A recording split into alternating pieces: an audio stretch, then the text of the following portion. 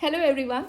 आज हम अपने 67th बीपीएससी का एक क्वेश्चन डिस्कस करने जा रहे हैं। जैसा कि हमारे प्रीवियस ईयर क्वेश्चंस डिस्कस करने का प्लान था, उस बेसिस पे हम 67 बीपीएससी में जीएस 2 में आपका एक क्वेश्चन पूछा गया था और ये 38 मार्क्स का था। इस क्वेश्चन को डिस्कस करेंगे और हम देखेंगे कि कैसे एक आप बोल सकते हैं यहाँ पे आपको मॉडल स्ट्रक्चर दिया जा रहा है। मॉडल स्ट्रक्चर आप जैसे लास्ट मोमेंट पे जब आप एग्जाम देने जाते हैं तो आपके पास वहाँ पे सिर्फ ये स्ट्रक्चर ही होता है जो आपके काम आता है, रादर देन दी मॉडल आंसर। आपको हर एक कंटेंट, हर एक डेटा इतना एग्जाम में याद नहीं रहता है, लेकिन अगर आप सिर्फ एक पेज में आप ये पूरा कंटेंट आप नोट डाउन कर लें तो आप उसे इजीली रिवाइज कर सकते हैं। मतलब 38 मार्क्स में आपको एक्सपैंड करना है जो भी आपका कंटेंट है, लेकिन आप सिर्फ उसका हेडिंग नोट कर लें, आप एक स्ट्रक्चर तैयार कर लें, वो तो आपके लिए काम का रहेगा। और इस वीडियो में आपको बताया जाएगा कि आपको क्वेश्चंस को कैसे एड्रेस करना है। तो आप यहाँ देख सकते हैं। Let's start.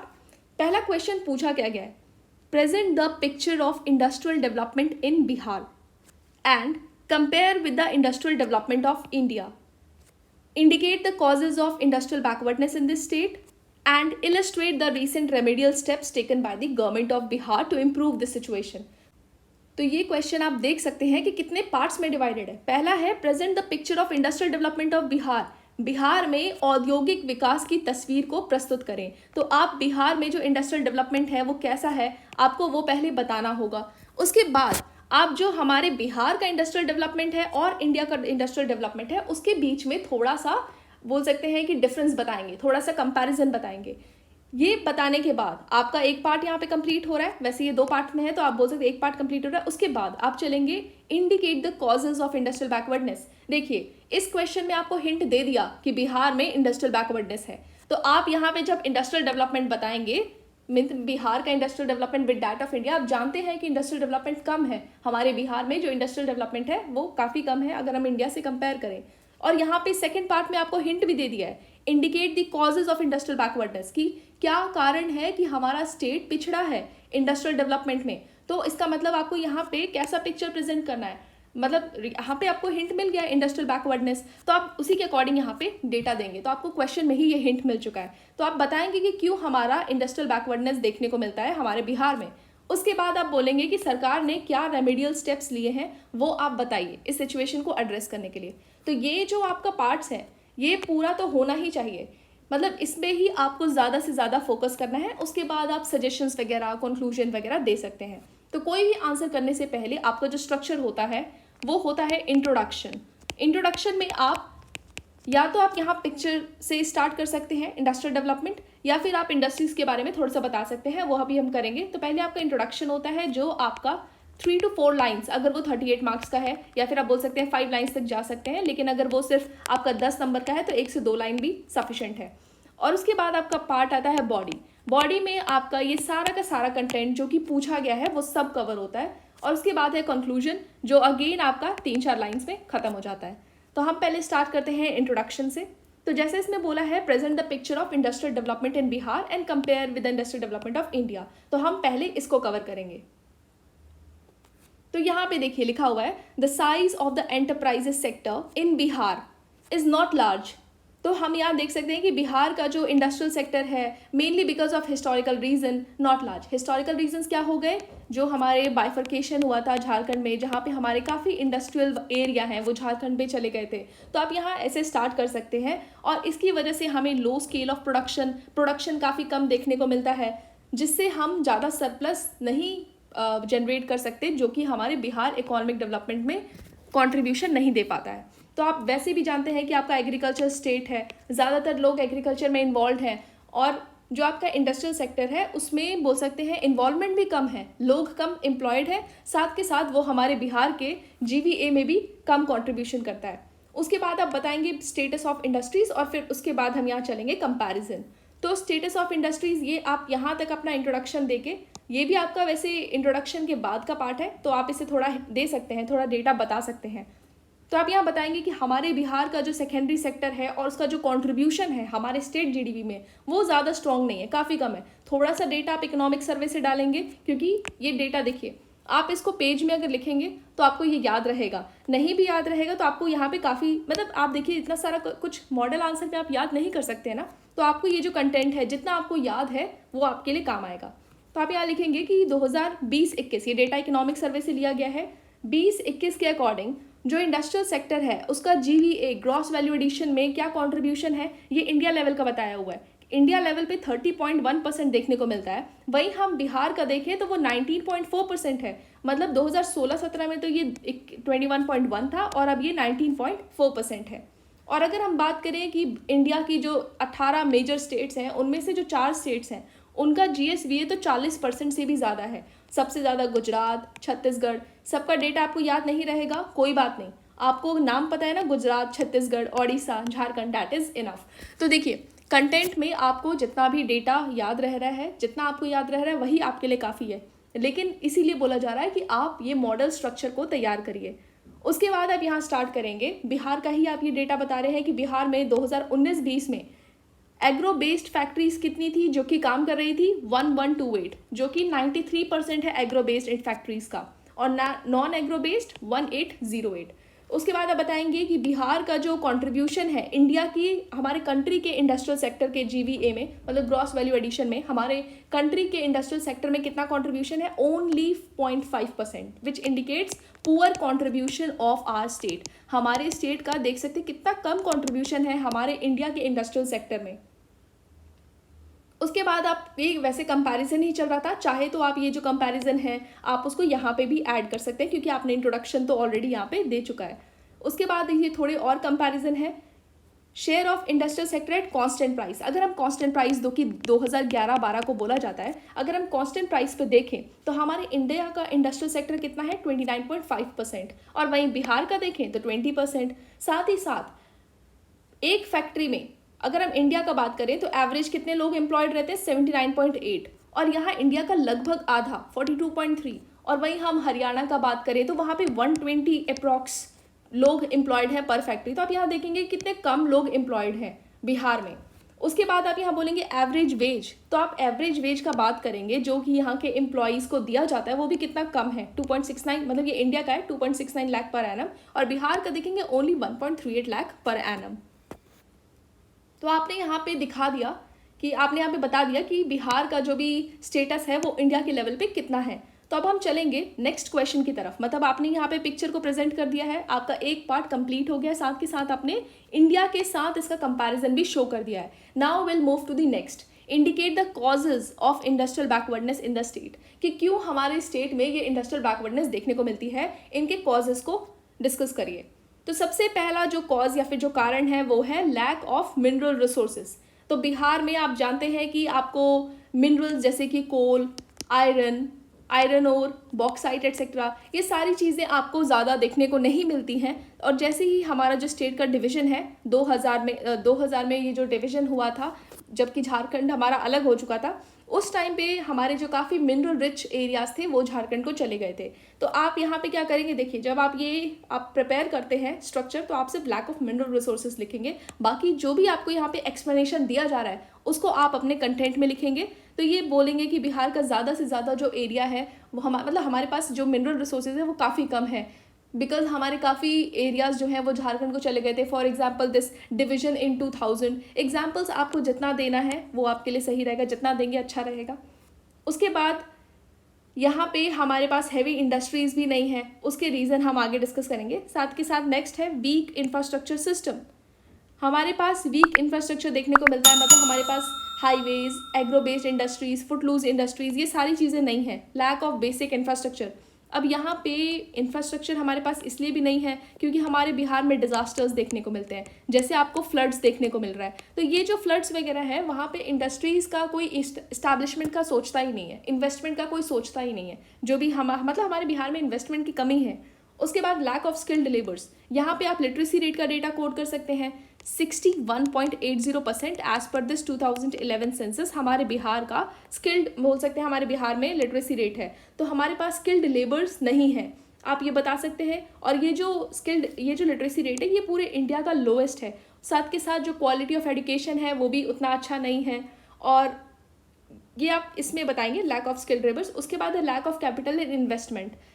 क्यों हमारे पास कैपिटल नहीं है, क्यों हमारे पास इन्वेस्टमेंट नहीं आ रहा है? क्योंकि बिहार में आपको डिजास्टर्स देखने को मिलते हैं। आप ये मैप बना के यहाँ पे शो करेंगे कि डिजास्टर प्रोन एरियाज कौन से हैं। बहुत कम एरिया बचता है जहाँ पे हम इन्वेस्टमेंट कर सकते हैं, लेकिन लैक ऑफ स्किल्ड लेबर्स है, तो वहाँ पे हमारे जो एम्प्लॉयज़ हैं वो नहीं आ पाते, मतलब वो फिट नहीं बैठते इंडस्ट्रीज़ के डिमांड के अकॉर्डिंग। साथ के साथ आपको यहाँ पे लो अर्बनाइजेशन देखने को मिलता है। लो अर्बनाइजेशन 16.2% तक देखने को मिलता है। ये है हमारा economic survey, latest economic survey के अकॉर्डिंग 16.2%, और वहीं आप सेंसस का डालेंगे तो 11.3%। तो ये सारी चीज़ें आपको याद रहेंगी तो आपके आंसर्स को और इनरिच करती हैं। उसके बाद है अनफेवरेबल गवर्नेंस इन्वायरमेंट, मतलब आप यहाँ देखेंगे करप्शन वगैरह की वजह से आपका जो भी गवर्नेंस है वो अच्छा नहीं चलता है, और आप यहाँ पे देखेंगे कि लोगों में भी अवेयरनेस कम है। अगर कोई यहाँ पे इन्वेस्टमेंट होता है या फिर कोई इंडस्ट्रीज डेवलप होती हैं तो आपको यहाँ पे बोल सकते हैं रॉबरी जैसी चीज़ें देखने को मिलती हैं, करप्शन देखने को मिलता है, तो अच्छे से गवर्न भी नहीं है। इसके लिए ये सारे रीजंस की वजह से हमें यहाँ इंडस्ट्रियल बैकवर्डनेस देखने को मिलता है। अब इस इंडस्ट्रियल बैकवर्डनेस से क्या क्या चीज़ें होती हैं वो हम यहाँ देखेंगे। तो पहला रीज़न है इस इंडस्ट्रियल बैकवर्डनेस की वजह से क्या है, हाई माइग्रेशन। लोग यहाँ पे रहना नहीं चाहते, थोड़ा भी एजुकेशन लेते हैं या फिर बोल सकते हैं एजुकेशन के लिए वो बाहर जाते हैं, जॉब के लिए उनको बाहर जाना पड़ता है। हमारे यहाँ पे एम्प्लॉयमेंट नहीं है और इसकी वजह से हमें अनएम्प्लॉयमेंट रेट ज़्यादा देखने को मिलता है। यहाँ पे ब्रेन ड्रेन होता है। लो अर्बनाइजेशन, बहुत कम शहरीकरण, ये तो देखने को मिल रहा है। डेटा डालिए यहाँ पे कि 16.2% है। हमारे पटना में ही आपको अर्बनाइजेशन रेट काफ़ी अच्छा देखने को मिलता है। बाकी आप बोल सकते हैं बाकी डिस्ट्रिक्ट्स में आपको कुछ ही रीजन है, नालंदा, मुंगेर, जहाँ पे आपको अर्बनाइजेशन देखने को मिल रहा है, बाकी रीजन्स में आपको अर्बनाइजेशन नहीं देखने को मिलता है। ये इस इंडस्ट्रियल बैकवर्डनेस की वजह से आप बोल सकते हैं कि सिर्फ एक इंडस्ट्रियल बैकवर्डनेस की वजह से हमारा अनएम्प्लॉयमेंट रेट, पॉवर्टी, लो अर्बनाइजेशन, ये सारी प्रॉब्लम्स हमें इस इंडस्ट्रियल बैकवर्डनेस की वजह से देखने को मिल रही है। लो कैपिटल फॉर्मेशन, तो ये सारी चीज़ें आप यहाँ पे बता सकते हैं। अब जब आपने ये सारी प्रॉब्लम्स एड्रेस कर ली तो उसके बाद पूछा है कि illustrate the recent remedial steps which are taken by the government to improve the situation. क्या क्या स्टेप्स लिए गए हैं आप इन सब के बारे में यहाँ पे बताएंगे। सबसे पहले है ये आपका Bihar industrial development in areas development authority, ये बाइडा आप बोल सकते हैं, Bihar industrial areas development authority. ये जो है इन्वेस्टमेंट अट्रैक्ट करने में बहुत इंपॉर्टेंट रोल करती है। हमारे इंडस्ट्रियल इन्वेस्टमेंट में बहुत बोल सकते हैं जो भी हमारी इंडस्ट्रीज़ है उसको सेटअप करने में इंपॉर्टेंट रोल प्ले करती है। यहाँ पे आपको जो भी इंडस्ट्रीज़ हैं उनको लैंड प्रोवाइड करती है, सपोर्ट प्रोवाइड करती है, तो इसके बारे में आप डालेंगे इन्फॉर्मेशन। उसके बाद जो अभी आया है Bihar industrial investment promotion policy 2022, यहाँ पे आपको जो ग्रांट दिया जाएगा, जो भी एंटरप्रेन्योर्स हैं उनको 10 करोड़ रुपए तक का ग्रांट दिया जाएगा कि वो अपना इंडस्ट्री को सेटअप कर सकें, और साथ के साथ जो भी अदर सेक्टर्स हैं उसमें कंट्रीब्यूशन दे सकें। तो ये आप इस बोल सकते हैं पॉलिसी के बारे में थोड़ा सा इन्फॉर्मेशन देंगे। उसके बाद है उद्योग मित्रा। उद्योग मित्रा एक कंसल्टेंट का रोल प्ले करता है, इसके बारे में बताएंगे। That it plays the role of a consultant, ताकि हमारे स्टेट में इंडस्ट्रियलाइजेशन हो सके। हमें इन्फॉर्मेशन बताता है या इन्फॉर्मेशन देता है या फिर आपको एक बोल सकते हैं सपोर्ट देता है। अगर आपको इंडस्ट्रीज़ के ऑपरेशन में कुछ प्रॉब्लम हो रही है तो उन प्रॉब्लम की रेमेडीज़ के बारे में बताता है। तो उद्योग मित्र नाम से ही लग रहा है इंडस्ट्रीज़ लोगों का, जो भी उद्योग है, इंडस्ट्रियल सेक्टर है, उसका फ्रेंड। उसके बाद है बिहार इंडस्ट्रियल कॉरिडोर। ये भी इनिशिएटिव लिया गया है और इस इनिशिएटिव के अंदर मतलब एक बिहार इंडस्ट्रियल कॉरिडोर का डेवलपमेंट हमारे बिहार गवर्नमेंट ने करा है, जिसकी वजह से इस इंडस्ट्रियल सेक्टर को प्रमोशन मिलेगा और बोल सकते हैं ये आगे बढ़ेगा।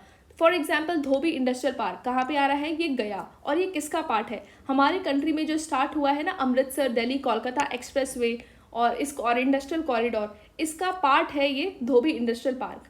और इसकी वजह से बिहार एक प्राइम और मेजर इंडस्ट्रियल हब बन सकता है, तो इसके बारे में आप बताएंगे। उसके बाद है बिहार उद्यमी योजना। ये जो उद्यमी योजना है ये उन एडुकेटेड यूथ के लिए स्टार्ट करा गया है जो कि हमारे lower communities SC ST communities से बिलोंग करते हैं। तो उनको एक तरीके से उनके अंदर सेल्फ एम्प्लॉयमेंट और एंटरप्रेन्योरशिप का एक कल्चर डालना इस योजना का एम है।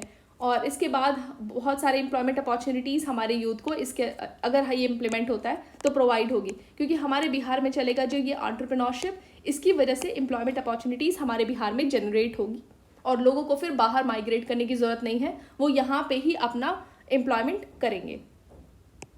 अब देखिए आपने यहाँ पे क्वेश्चंस के सारे पार्ट कवर कर लिए, आप ये सारी चीज़ें एक्सप्लेन करेंगे 3-4 लाइनों में, तो आप ये देखेंगे कि आपने जब सारे क्वेश्चंस को इक्वली कवर कर लिया है तब लास्ट में ही आपका आता है कंक्लूजन। कंक्लूजन में आप ये लिख सकते हैं, the need of the hour, the need of the hour, अभी हमारे पास क्या करने की ज़रूरत है, the need of the hour is skill enhancement to reap the rich demographic dividend. जैसा कि आप जानते हैं कि बिहार में बहुत ही रिच डेमोग्राफी है, बहुत ही यंग एज के लोग आपको देखने को मिलते हैं, बोल सकते हैं यंगर पॉपुलेशन है, लेकिन हम इस यंगर पॉपुलेशन का अच्छे से मतलब बोल सकते हैं अच्छे से यूज़ नहीं कर रहे हैं, क्योंकि वो अनस्किल्ड हैं सारे के सारे। यहाँ पे मतलब ज़्यादातर आपको अनस्किल्ड देखने को मिलते हैं, 61.8% की आपको लिटरेसी रेट देखने को मिलती है। तो हमें क्या करने की ज़रूरत है, स्किल इन्हांसमेंट पे फोकस करने की ज़रूरत है। अगर हमने सबको स्किल्स दे दिया, एम्प्लॉयमेंट आएगा, तो हम अपनी जो ये रिच डेमोग्राफी है उसका अच्छे से यूज़ कर पाएंगे। साथ ही साथ हमारे जो भी प्रोडक्ट्स हैं, जो भी हम अपने गुड्स, जो भी हम चीज़ें बना रहे हैं, वो हमारे बिहार में ही रह जाती हैं, क्योंकि हमें जो बोल सकते हैं जो भी मार्केट हब है वहाँ तक हमारी पहुँच ही नहीं है। तो हम ये कर सकते हैं, जो भी हमारा एक्सप्रेस वे है, for example Purvanchal expressways, हम उनसे अपना कनेक्शन जो है इंक्रीज़ कर सकते हैं, और जितने भी एक्सप्रेस वे हैं उनसे कनेक्शन इंक्रीज़ होगा तो हम उस एक्सप्रेस वे को यूज़ करके अपने गुड्स को दूसरे स्टेट्स में ट्रांसफ़र करेंगे। दिल्ली जैसे मार्केट हब तक हम उस अपने प्रोडक्ट को, हमारे जो यूनिक मिथिला आर्ट है या मधुबनी आर्ट है या वहाँ के जो प्रोडक्ट्स हैं, उनको हम इन डिफरेंट स्टेट्स में मार्केट में भेजेंगे। साथ के साथ हमें और क्या करने की ज़रूरत है, focus on the food processing industries. मानते हैं कि बिहार हमारा एग्रीकल्चर स्टेट है, ये तो बात है, लेकिन ये जो एग्रीकल्चर प्रोड्यूस है उसको संभालने के लिए, उसको स्टोर करने के लिए हमारे पास कोल्ड स्टोरेजेस है ही नहीं, हमारे पास फूड प्रोसेसिंग इंडस्ट्रीज़ है ही नहीं। तो अगर हम ये इंडस्ट्रीज़ और कोल्ड स्टोरेजेस करेंगे तो हम जो भी हमारी प्रोडक्ट है उसको लंबे समय तक रख पाएंगे, उसको जो भी हमारा एग्रीकल्चरल प्रोड्यूस है उसे हम अच्छे से यूज़ कर पाएंगे। अगर हम इस फूड प्रोसेसिंग इंडस्ट्रीज़ या कोल्ड स्टोरेजेस पे फोकस करते हैं तो ये एक गेम चेंजर बन सकता है हमारे बिहार इकोनॉमी के लिए। तो हमारे पास यहाँ पे क्या चीज़ें दिखी, ये आपने कंक्लूजन, ये आप बोल सकते हैं कि कितना अच्छा कंक्लूजन दिया है, और इसमें कोई आपका ऐसा नहीं है कि कोट है कि आपको ये कोटेशन याद करने की ज़रूरत पड़ रही है। ये आपका बहुत ही सिंपल आंसर है और बहुत ही अच्छा आंसर है। तो आप यहाँ पे देख सकते हैं स्किल इन्हांसमेंट, उसके साथ साथ फूड प्रोसेसिंग इंडस्ट्रीज़, उसके बाद कोल्ड स्टोरेजेस। तो आप ये सारी चीज़ें करके आप इस आंसर को अच्छा बना सकते हैं। अब देखिए यहाँ पे ना ये आपका पूरा एक पेज में ही आ जाता, लेकिन हमने यहाँ पे जैसे आपको ये हिंदी के बीच में ऐड करे हैं, इसी वजह से ये थोड़ा सा लेंथी गया है, मतलब नेक्स्ट पेज तक गया है। तो आप अगर ये कंटेंट याद करेंगे, बार बार याद करेंगे, आपको जैसे कि इसके बारे में पता है उद्योग मित्र क्या है, बिहार इंडस्ट्रियल कॉरिडोर क्या है, उद्यमी योजना क्या है, तो आपको अगर इसके बारे में पता है तो आप खुद से लिख सकते हैं इसके बारे में। बस आपको क्या याद रखना है, ये हेडिंग्स याद रखनी है, और यही आपके एग्जाम में काम आएगी। अब जब आप मेंस का क्वेश्चन जाते हैं तो अगर आप सिर्फ वो 300-400 आंसर्स, मान लो आप मॉडल आंसर्स आप रट के गए, अब ये आंसर्स आप रट के गए लेकिन आपसे क्वेश्चन यहाँ से पूछा ही नहीं, तो इसीलिए मतलब आपका जो पेपर है वो डायनेमिक आता है, आपको नहीं पता होता है, और वैसे भी आपको 300-400 आंसर्स रटने में काफ़ी प्रॉब्लम होगी, आप ये 3-4 पेज के आंसर्स कैसे याद करेंगे। इसीलिए आपको यहाँ पे स्ट्रक्चर बताया गया है कि आप कैसे करिए। देखिए ये जो कंटेंट है, इनिशिएटिव्स, इसको आप दूसरे आंसर्स में भी यूज़ कर सकते हैं। तो ये कंटेंट तैयार करिए, एक पेज में आपका पूरा का पूरा कंटेंट रहेगा, जो भी इसका एक्सप्लेनेशन है वो तो आपको समझाया जा ही रहा है, बाकी आप इसके बारे में पढ़ेंगे तो आप खुद लिख सकते हैं। आपको ये बोल सकते हैं जो भी हमारे आगे चल के रिजल्ट आएगा तो जो भी सेलेक्टेड कैंडिडेट्स हैं जो मेंस में सेलेक्ट हुए थे उनके भी आंसर्स, उन्होंने अपने कैसे स्ट्रक्चर्स को प्रिपेयर करा था वो भी आपको प्रोवाइड किया जाएगा। तो आप फिलहाल इस चीज़ को देखिए और ऐसा मेथड ट्राई करिए, आपके लिए बहुत हेल्पफुल रहेगा, क्योंकि लास्ट मोमेंट पे जब आप एग्जाम देने जाते हैं ना, आपके पास इतना टाइम नहीं होता है कि सारी चीज़ों को रिवाइज करें, लेकिन आप ये कंटेंट को अगर याद करेंगे, सिर्फ कंटेंट कि आपने कहाँ कहाँ यूज़ करा था, क्या क्या इनिशिएटिव्स है जो आपके एग्रीकल्चर में काम आई, जो आपके इंडस्ट्रीज़ के लिए काम आई, जो आपके फ्लड्स को प्रिवेंट करने के लिए काम आई, वो सारी आप बिहार के इकोनॉमिक डेवलपमेंट में भी यूज़ कर सकते हैं। तो आपको ऐसे ही करना है। So thank you.